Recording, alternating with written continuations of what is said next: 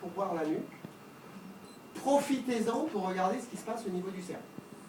Au niveau du cerveau, lorsque vous avez le bon plan de coupe sagittal qui avait donc comme repère le strobe du nez et notre mesure de nuque en arrière, on voit ici qu'on va dérouler les structures cérébrales. Vous avez ici le mésencéphale, le métencéphale, le tronc cérébral, il se continue là. À l'arrière du tronc cérébral, vous voyez qu'on a des zones hyper ou hypoécogènes. Et on va voir à quoi ça correspond. Donc ici, c'est le mésencéphale avec le V3 et le thalamus de part et d'autre du V3. Le mésencéphale, qui est là, qui est encore relativement gros, hein, avec le mésencéphale qui sera le futur actuc de Sylvius, il est encore relativement large à ce stade de la grossesse, à 12 semaines, on le voit bien là. Et avec les petites inclinaisons de sonde, on tombe donc ici sur le tronc cérébral. Ça, c'est des abréviations anglaises. Un B, c'est brainstorm. En arrière de ce tronc cérébral, vous avez l'interface acoustique ici entre le tronc cérébral et le V4. C'est pour ça que c'est brillant. Vous avez du liquide ici.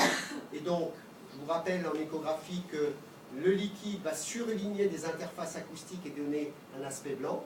Donc ça, c'est l'interface acoustique entre le tronc cérébral et le V4. Ça, c'est le plexus choroïde. Et derrière, c'est la grande citerne qui est là. Le V4, la grande citerne. On reprend. Je vous refais 3 fois. Hein. C'est pas du luxe. Plan de coupe horizontal, juste pour voir où on est.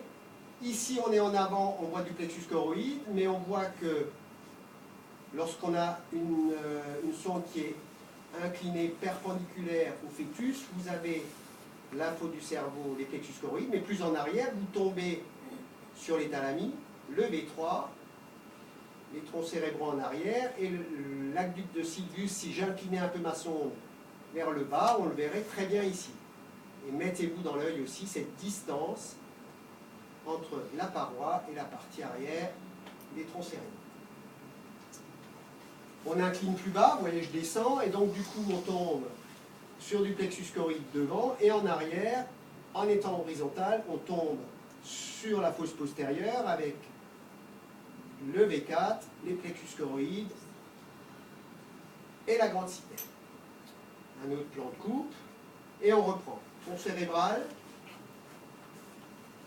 interface acoustique avec le V4, plexus choroïde, grande citerne. Ok?